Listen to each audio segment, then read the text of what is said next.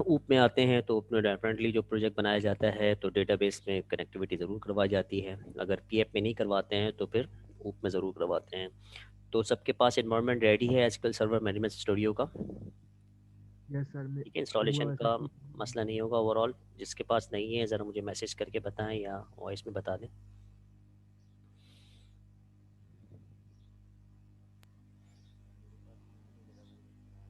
वो ख़राब हो गया। अब मैं नया लिया है तो उसमें सब करना है अभी। वो तो फिर इतना बड़ा इशू नहीं है ना, एक मरतबा इंस्टॉल जिसने कर लिया तो सेकंड दफ़ा इजीली होगा। ऐसा तो नहीं किसी फर्स्ट टाइम इंस्टॉल करेगा, वो तो मसला नहीं। जो फर्स्ट टाइम इंस्टॉल है तो उसको लिए फिर असाइनमेंट दिया जाता है कि भाई आप इंस्टॉलेशन प्रॉपर्ली करें और ये करें। अभी तो यहाँ पर मसला नहीं है, आप तो एसक्यूएल सर्वर मैनेजमेंट स्टूडियो आपके पास इंस्टॉल्ड है। वर्जन कौन से होंगे? बेस्ट था 18, फिर आया 12, फिर 15, अभी चल रहा है लेटेस्ट। ठीक है। अच्छा, यहाँ पर जैसे ही हम इंस्टॉल करते हैं तो आप यहाँ देखेंगे थ्योरी। आप ये जो रेटिंग लिखी हुई है इसको देख लेना। मैं सिर्फ आपको हाईलाइट जो कर रहा हूँ देखिएगा। एस एस एम एस जो हमें बताता है कि server SQL server management studio, इस जब आप ये इसको इंस्टॉल करेंगे और इंटरप्राइज मैनेजमेंट होगा, ठीक है, या प्रोफेशनल होगा, इंटरप्राइज ही के नाम से ज़्यादा मशहूर है। उसके अंदर जो चीज़ें होंगी वो होगी क्यूरी एनालाइजर, एनालिसिस मैनेजर। ठीक है, ये चीज़ें आपको मिलेंगी। आपका जो और इसमें एडमिनिस्ट्रेटर वगैरह ज़ाहिर सी बात है वो भी आपको मिलता है। तो आपका ये जो कोर्स है ये आपको किस हद तक बताएगा, ज़्यादातर आपको इस पे काम किया जाएगा क्यूरी एनालाइजर पर। ठीक है, और इसके जो क्यूरीज एनालाइजर के साथ साथ आपके जो एडमिनिस्ट्रेटर वाले जो डेटाबेस की क्रिएशन से लेकर उसकी मैनिपुलेशन तक जितने भी फीचर्स होंगे वो आपको बताए जाएंगे। एनालिसिस मैनेजर ये चले जाता है बीआई की तरफ। ठीक है, जिसमें हम डेटा को एनालाइज करते हैं और उसको मुख्तलिफ फॉर्म में हमें रॉ मटेरियल में जो डेटा मिलता है उसको हम एनालाइज करते हैं, ट्रांसफॉर्म करते हैं और फिर उसको व्यू करके दिखाते हैं। तो ये इसका पार्ट है। आपका पार्ट ये नहीं होगा, आपका पार्ट ये वाला होगा। ठीक है, क्योंकि जब भी एंटरप्राइज या कोई भी आपके पास आईडी होता है उसके अंदर बहुत सारे फीचर्स होते हैं। आपने विजुअल स्टूडियो इंस्टॉल किया होगा, विजुअल स्टूडियो के बाद पीएफ का जो कोर्स है वो आपने इम्प्लीमेंट करवाया होगा। बास लोगों ने डबल आईसीटी को भी विजुअल स्टूडियो में इम्प्लीमेंट करवाया होगा। ठीक है, कोड करवाया होगा। साथ साथ फिर आपने ऊप देखी, ऊप को भी विजुअल स्टूडियो, लेकिन विजुअल स्टूडियो इस तक महदूद नहीं है, वो पाइथन भी आपको आप कराइए। डेटा साइंस की जो लैंग्वेजेस हैं, डेटा साइंस के जो प्रोजेक्ट्स हैं वो भी आप उस पर बना सकते हैं। तो एक आईडी होती है उसमें आप डिफरेंट टाइप के प्रोजेक्ट्स बना सकते हैं। ठीक है, कंसोल भी बना लिया आपने, विंडो भी बना लिया, वेबसाइट भी बना ली और उसके बाद ऐप्स भी बना ली, एपीआईज उसमें जनरेट करवा दी। ये सारे काम हो गए। इसके साथ साथ फिर एक दूसरा डोमेन डेटा साइंस है, उस पर भी आप लाइब्रेरी कॉल करें और करवाएं। इसी तरह से यहाँ पर जो आपको टूल इस्तेमाल करने का बताया जा रहा है उसमें भी यही है कि आपके पास बहुत सारे फीचर्स होंगे लेकिन आपको जिस फीचर में काम करना है वो है क्यूरी एनालाइजर। ठीक है, तो क्यूरी एनालाइजर किस तरह से हम चलाएंगे और क्या क्या फीचर्स होंगे और ये क्या क्या काम करेगी। ठीक है, तो डेटा के ऊपर के डेटा को एनालाइज करना या डेटा को हमें किसी तरह से कलेक्ट करना, फिर उसको ट्रांसफॉर्म करना। ठीक है, जो इसकी टर्म इस्तेमाल होती है S S A I, S S A S, S S R S, S S I S की जो टर्म इस्तेमाल होती है वो यहाँ पर इम्प्लीमेंट होती है। ठीक है, यहाँ पर हम इसको नहीं उसको टच करेंगे। ठीक है, अब जब हम एसक्यूएल ही की क्यूरी की बात करते हैं तो क्यूरी एनालाइजर के अंदर हमें एक विंडो दे दी जाती है या एक एनालाइज करने के लिए कुछ टूल्स दे दिए जाते हैं जिसके अंदर हम क्यूरी को एनालाइज भी कर सकते हैं और क्यूरी को उस पर हम लिख भी सकते हैं, मेंटेन भी कर सकते हैं। अच्छा, यहाँ पर देखिएगा, जब हम क्यूरी की बात करते हैं, एनालाइजर अभी छोड़ते हैं, क्यूरी की बात करते हैं तो हम सबसे मोस्ट फास्ट और मोस्ट इम्पॉर्टेंट और पॉपुलर एसक्यूएल कमांड्स हैं। ठीक है, लूप से कहीं ज़्यादा फास्ट एसक्यूएल है। जब भी लूप की चीज़ों को ख़त्म करने के साथ साथ, क्योंकि लूप जो है वो आइटरेट चल रहा होता है और काफ़ी फास्ट तो चलता है, हमें लगता है बहुत फास्ट है, लेकिन उससे भी ज़्यादा फास्ट एसक्यूएल क्यूरी होती है। ठीक है, इसी वजह से सी शार्प ने भी इसको भी अडॉप्ट किया और लिंक का कॉन्सेप्ट देकर जो है ना उसको वहाँ पर इम्प्लीमेंट करवाया अपनी सी शार्प में, LINQ। ठीक है, वही कॉन्सेप्ट इसके पास है। ये क्या करती है, इसके पास कुछ क्यूरीज हैं, कुछ कमांड्स हैं। सही है, इसको आप देख लीजिएगा। उस कमांड्स के अंदर कुछ कमांड्स आपकी DDL के नाम से होती है और क्यू आपकी कुछ DQL के नाम से होती है, DBML के नाम से होती है, DCL के नाम से होती है। एक आध इसके अंदर मिसिंग जा रही है। ट्रांजैक्शंस क्यूरीज भी होती हैं, वो इसमें नहीं है। क्या हो सकता है आगे हो?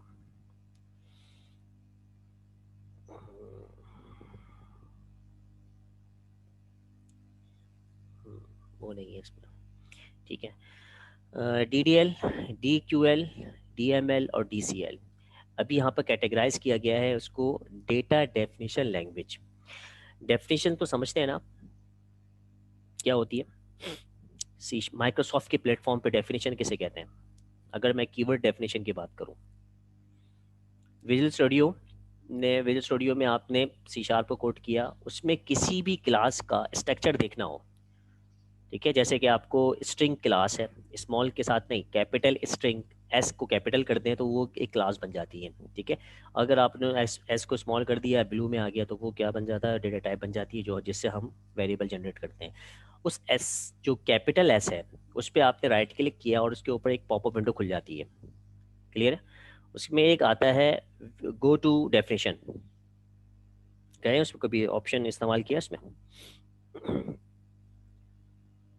जी भाई, कुछ इनपुट वगैरह दोगे भाई? आपने इनपुट दोगे तो मेरी थोड़ा सा सही चलेगा मेरा थॉट। चैट में भी दे दो।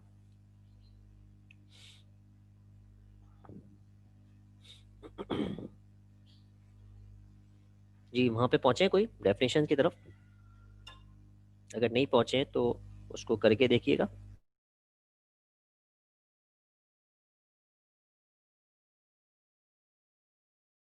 यहाँ पर इस कीवर्ड को बताने का मकसद ये है ताकि आपको ये चीज़ समझ में आ जाए कि DDL कौन सी लैंग्वेज है। डेफिनेशन का मतलब है हम किसी भी नई चीज़ का स्ट्रक्चर जनरेट कर रहे हो, किसी भी नई चीज़ का स्ट्रक्चर जनरेट करने के लिए उसको माइक्रोसॉफ्ट कहता है डेफिनेशन। इसकी डेफिनेशन क्या है? इसका स्ट्रक्चर क्या है, ठीक है। जैसे कि हमें कोई क्लास बनानी है, उस क्लास का स्ट्रक्चर क्या है, उस क्लास की तरफ जाया जाएगा, उस क्लास की जो स्ट्रक्चर आपने कोड लिखा है उसकी तरफ जाया जाएगा, ठीक है। और उसको स्ट्रक्चर देखा जाएगा कि इसके अंदर कितने मेंबर्स हैं, कितने पब्लिक वेरिएबल प्रॉपर्टीज़ हैं और कितने इसके मेथड्स हैं, ये स्ट्रक्चर देखा जाएगा।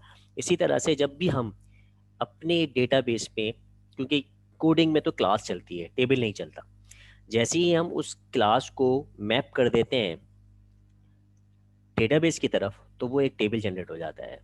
तो जिस तरह से हम कोड में C# में क्लास का कॉन्सेप्ट है, वही क्लास हमें मैप कर जाती है किसके अंदर? टेबल के अंदर। तो टेबल के जिस तरह से कॉलम्स होते हैं, इसी तरह से यहाँ पर प्रॉपर्टीज़ होती हैं, ठीक है। और फिर हम मज़ीद और क्योंकि हमारे पास टेबल की जो टेबल का मकसद है वो सिर्फ है डेटा को स्टोर करना। जब भी हमारे पास यहाँ पर फंक्शंस बन सकते हैं, लेकिन हम उसको फंक्शन की तरफ नहीं जाते, सिर्फ हम कॉलम बना के छोड़ देते हैं और कॉलम की जो नेचर है वो बना के छोड़ देते हैं। यहाँ तक अगर हम मैप करते हैं क्लास के ऊपर, तो क्लास जो है हमारी, वो पूरी एक क्लास जो हमें डेटा को टेम्परेरी तौर पर वेरिएबल का होल्ड लगती है, यानी वेरिएबल की तरह अपने डेटा को होल्ड लगती है, और फिर मुख्तलिफ फीचर्स भी इम्प्लीमेंट करती है। इसी वजह से हम उसकी क्लास के अंदर कुछ फंक्शन भी, मेथड भी बना लेते हैं, और कुछ और भी चीज़ें इसके अंदर एब्स्ट्रैक्ट्स वगैरह चीज़ें भी हम इम्प्लीमेंट करवा देते हैं। इतनी बात क्लियर है? मैं सिर्फ आपने जो काम किया हुआ है ना उसको मैप करने जा रहा हूँ अपने वे में, ठीक है। ये बात समझ में आ रही है? क्लास और टेबल की रिलेशनशिप जब भी हम काम करेंगे आगे चल के इस्तेमाल होगा कि हम क्लास और टेबल को किस तरह मैप करते हैं।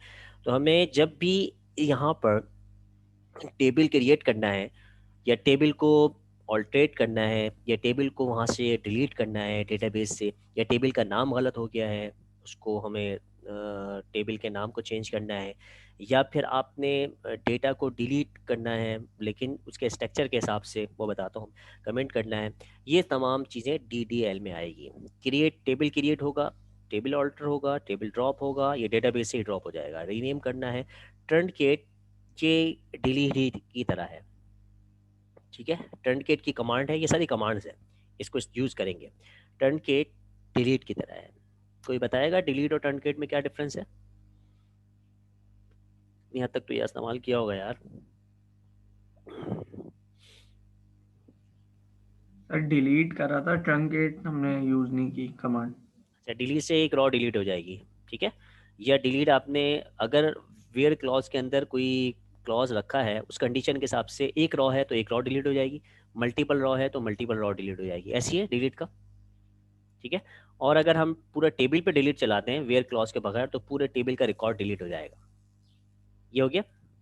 टर्नकेट में आप देखोगे, सिर्फ उसको अपने जहन में रखो, टर्नकेट इससे थोड़ा डिफरेंट है, ये भी पूरे टेबल को डिलीट कर देता है। इसके डिलीट करने के बाद बिल फर्ज आपके टेबल में 4 रिकॉर्ड पड़ी हुई थी, और प्राइमरी की जो ऑटो जनरेटेड है वो 4 रिकॉर्ड तक अपने पास सेव किया हुआ था। जैसे ही आपने पांचवी इन 4 रिकॉर्ड को डिलीट किया और पांचवी रिकॉर्ड इंसर्ट करने गए, तो वो प्राइमरी की जो ऑटो जनरेटेड है उसको वो 5 ही रखेगा, ठीक है। लेकिन टर्नकेट उसको 0 से शुरू कर देगा, यानी 1 से स्टार्ट कर देगा। बस ये डिफरेंस है, ठीक है। उसकी प्राइमरी ऑटो जनरेशन जो है, ऑटो जनरेट जो फील्ड है, उसको वो 1 लेवल के ऊपर लाकर खड़ा कर देगा, फिर वो दोबारा से नंबर की सीरीज शुरू होगी। यहाँ पर नंबर की सीरीज को डिस्टर्ब नहीं करेगा बस। और यहाँ क्लॉज वगैरह जो है ना, वेयर क्लॉज वगैरह की ज़रूरत नहीं पड़ती, जबकि वो स्ट्रक्चर को ही किसी कॉलम की स्ट्रक्चर है ना, ऑटो जनरेट, उसका ऑटो जनरेट का एक स्ट्रक्चर है, उस पर जाकर चेंज कर रहा है। इसी वजह से ये डेफिनेशन में रखा गया है इसमें, ठीक है। तो डेटा डेफिनेशन लैंग्वेज आपके लिए एक, मैं अगर लैब ही की बात करके आपको डेफिनेशन बताऊं, तो आपके पास वो है जो स्ट्रक्चर के हिसाब से उसके अंदर चेंज लाए, ठीक है। डेटाबेस के स्ट्रक्चर को कुछ चेंज करे, उसको हम कहते हैं डेटा डेफिनेशन लैंग्वेज। यहाँ पर उन्होंने एक अलग से बनाया है, जबकि ये इसी में जाकर इंक्लूड हो जाती है दूसरी जगह। इनको यहाँ पर अलग से कर दिया क्यूरी लैंग्वेज, ये सेलेक्ट कमांड है। ये क्यों अलग किया है मैं ज़रा बता भी देता हूँ आपको, इसको जब देखेंगे। सबसे आसान, अगर आप इसको हम DQL को इसी के अंदर रखा जाए, मैनिपुलेट लैंग्वेज के अंदर एक और लैंग्वेज बन जाएगी जिसको डेटा क्यूरी लैंग्वेज कहा जाएगा। ओके, उसको यहाँ पर रखते हैं, देखते हैं इसको।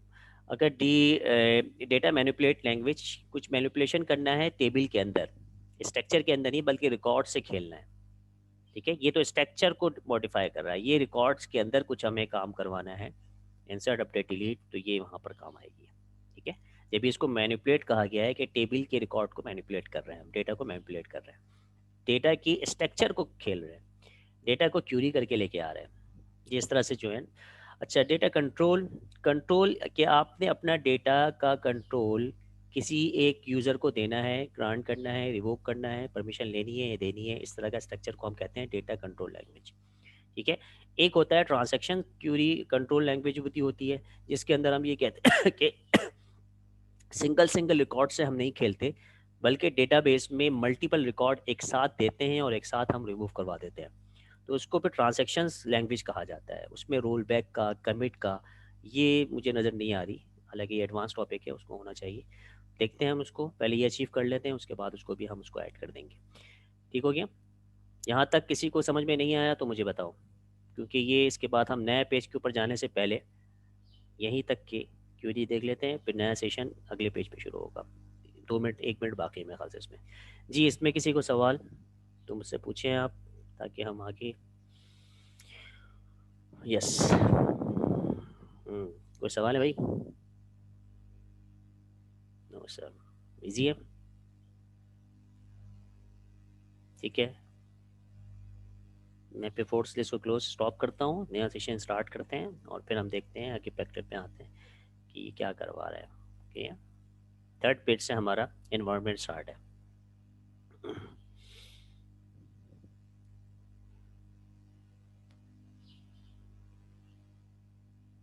ठीक है, आप लोग किसी से ज्वाइन कर लें, मैं भी ज्वाइन कर रहा हूँ।